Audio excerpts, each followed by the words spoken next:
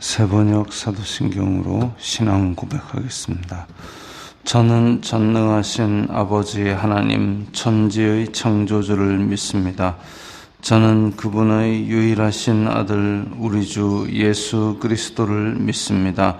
그분은 성령으로 잉태되어 동정녀 마리아에게서 나시고 본디오 빌라도에게 고난을 받아 십자가에 못 박혀 죽으시고 장사된 지 사흘 만에 죽은 자 가운데서 다시 살아나셨으며 하늘에 오르시어 전능하신 아버지 하나님 우편에 앉아 계시다가 거기로부터 살아있는 자와 죽은 자를 심판하러 오십니다. 저는 성령을 믿으며 거룩한 공교회와 성도의 교제와 죄를 용서받는 것과 몸의 부활과 영생을 믿습니다. 아멘. 거룩하신 아버지 하나님 감사합니다. 간밤에도 편히 쉬게 해주시고 새벽에 기도하는 자리에 불러주시니 감사합니다. 이 시간 저희들이 마음 중심으로 주님을 경외하게 하여 주시옵소서.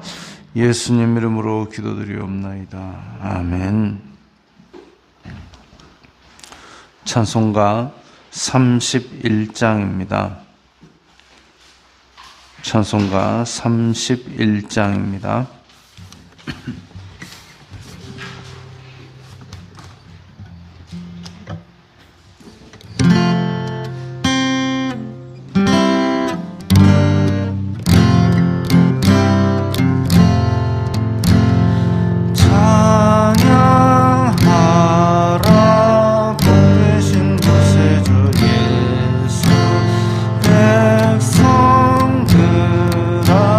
사랑을 전하세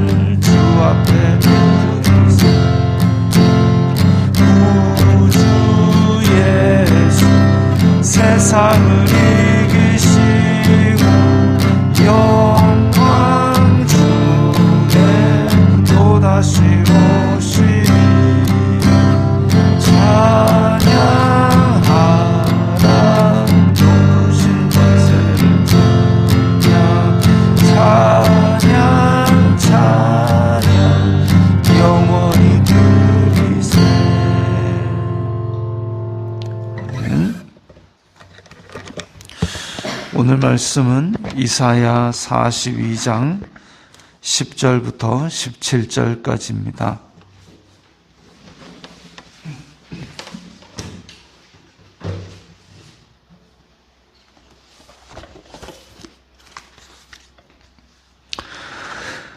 이사야 42장 10절부터 17절까지의 말씀 함께 읽겠습니다.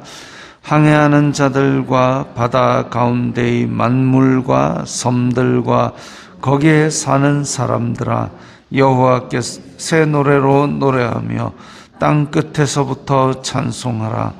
광야와 거기에 있는 성읍들과 게달 사람이 사는 마을들은 소리를 높이라. 셀라의 주민들은 노래하며 산 꼭대기에서 즐거이 부르라. 여호와께 영광을 돌리며 섬들 중에서 그의 찬송을 전할지어다. 여호와께서 용사같이 나가시며 전사같이 분발하여 외쳐 크게 부르시며 그 대적을 크게 치시리로다. 내가 오랫동안 조용하며 잠잠하고 참았으나 내가 해산하는 여인같이 부르짖으리니 숨이 차서 심히 헐떡일 것이라. 내가 산들과 언덕들을 황폐하게 하며 그 모든 초목들을 마르게 하며 강들이 섬이 되게 하며 못들을 마르게 할 것이며, 내가 맹인들 그들이 알지 못하는 길로 이끌며 그들이 알지 못하는 지름길로 인도하며 암흑이 그 앞에서 광명이 되게 하며 구분대를 곧게 할 것이라.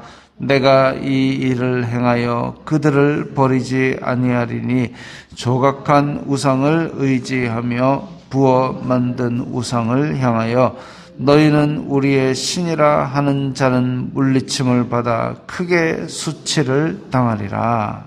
아멘.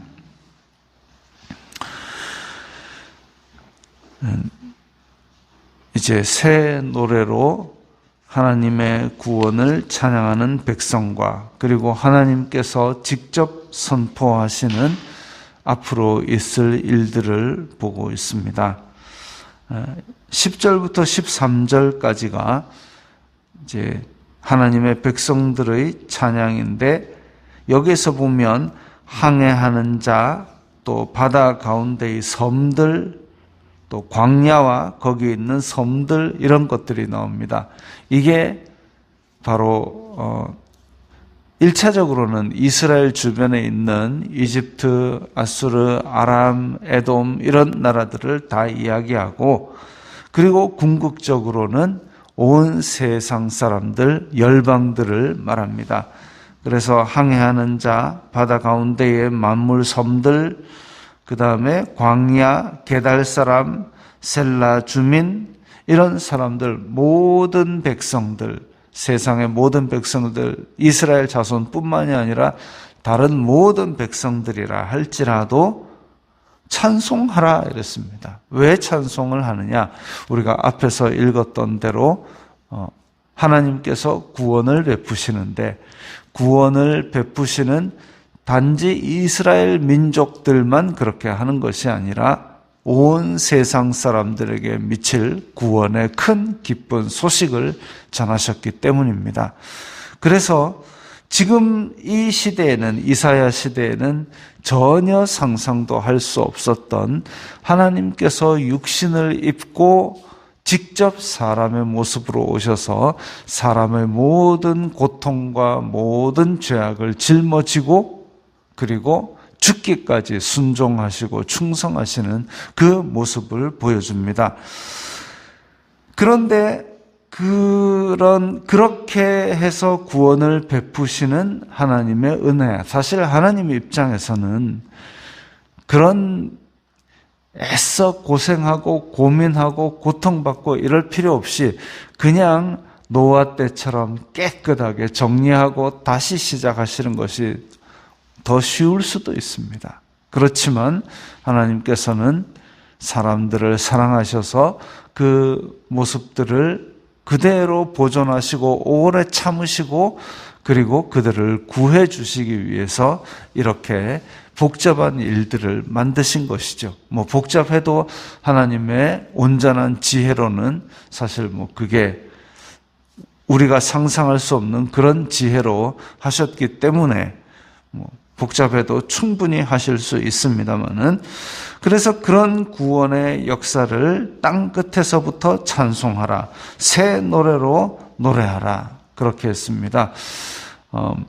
실제로 하나님께 나아가는 백성들은 하나님을 찬양하며 하나님을 기뻐하며 하나님께 노래하며 나아가야 하는데, 참 안타까운 것은 우리나라에 있는 많은 노래들이 과연 주인공이 누구냐를 살펴보면, 지금 불려지고 있는, 교회에서 불려지고 있는 찬송곡이라고 하는 노래들이 주인공이 누구냐 고민해 보면 이게 하나님께 부르는 노래가 맞나 싶을 때가 종종 있습니다. 자, 전국적으로 옛날에 다 부르던 예수님 찬양, 예수님 찬양, 예수님 찬양, 예수님 찬양 합시다. 할렐루야, 할렐루야, 예수님 찬양 합시다. 아주 좋은 노래죠. 그런데 뭐 최근에 나온 곡은 아니지만 그런 노래 있습니다. 나의 왕 앞에서 노래하며 춤을 춰. 나 다윗처럼 춤을 출 거야. 주인공이 누굽니까? 나예요. 내가 춤출 거래요. 끝입니다. 하나님의 자비와 은혜와 능력과 영광, 물론 그것 때문에 춤을 춘다고 하면 뭐 할 말은 없습니다만은, 가사를 가만히 들어보면 지 얘기하고 있습니다. 옛날 제가 학생 때 어떤 그 담당 교육자는 그런 얘기를 했습니다. 노래 중에는 이제 온전히 하나님을 찬양하는 힘이, 그러니까 뭐 노래 종류 힘, 가스펠 송이 있다. 근데 가스펠 송은, 복음 전하는 노래는 예배 시간에 하나님께 드리기에는 합당하지 않은 노래다.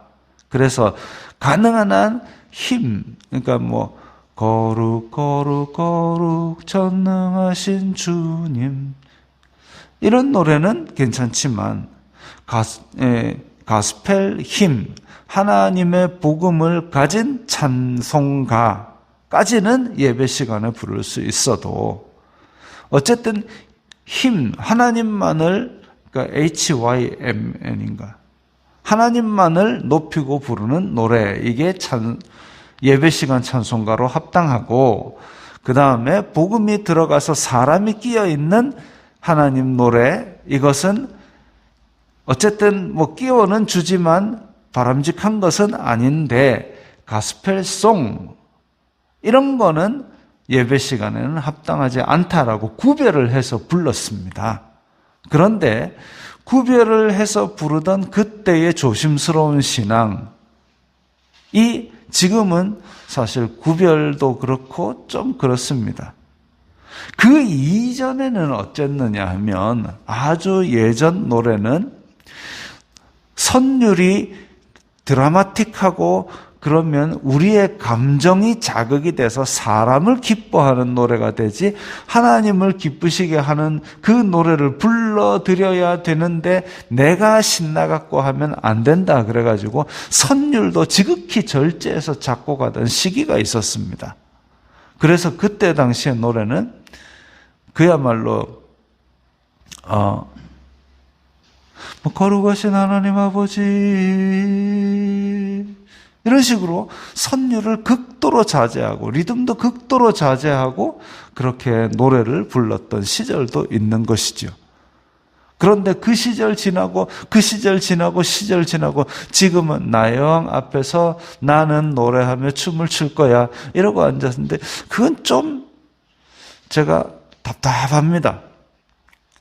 그래서 정말 하나님의 광대하심, 능력과 은혜와 영광과 이런 것들을 부르는 좋은 노래가 많이 만들어지고 또 그게 예배 시간에 불렸으면 하는 소망이 있습니다. 안타깝지만, 자, 그래서 하나님의 구원, 이것이 온 세상 사람들이 새 노래로 노래할 수 있는 그 날을 지금 선지자 이사야는 선포하고 있는 것이죠. 여호와께서 용사같이 나가시며 전사같이 분발하여 외쳐 크게 부르시며 그 대적을 크게 치시리로다. 13절에 하시는 이 말씀은 이제 여호와의 그 날, 어떻게 보면 죄 지은 사람들에게는 공포의 심판의 날, 그러나 억눌렸던 하나님의 백성들에게는 이제 구원의 날, 기쁨의 날, 회복의 날이 되는 것입니다. 그래서 14, 15, 16절에 내가라고 시작이 됩니다. 내가, 즉 하나님께서 이제 당당하게 선포하시는데 14절에 내가 오랫동안 참았다. 해산하는 여인같이 부르짖으리니 힘이 없어서 참은 게 아니라 해산하는 여인은 아이가 나오도록 그 어떤 시점이 있잖아요. 타이밍이 있잖아요. 그래서 그 때를 기다리기 위해서 내가 오래 참았다. 때로는 믿는 사람들이 예전에 그 박해를 당하고 사자에게 찢기고 군인들에게 잡혀가고 이럴 때에 그 사람들이 하나님 어디 계십니까? 우리를 지켜주세요 라고 간절하게 기도했지만 많은 사람들이 박해 속에 죽어갔습니다.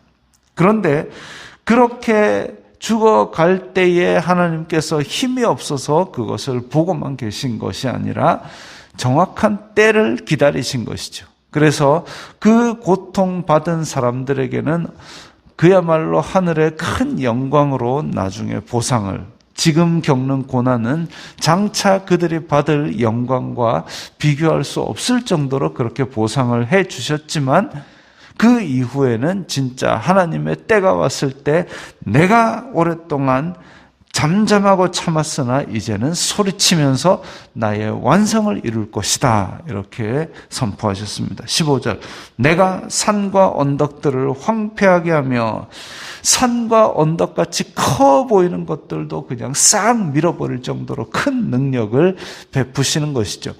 아수르가 무섭고 바벨론이 강대했다 할지라도 하나님께서는 그것을 아무것도 아닌 것처럼 그렇게 만들 것이고 16절 내가 맹인들을 알지 못하는 길로 인도한다.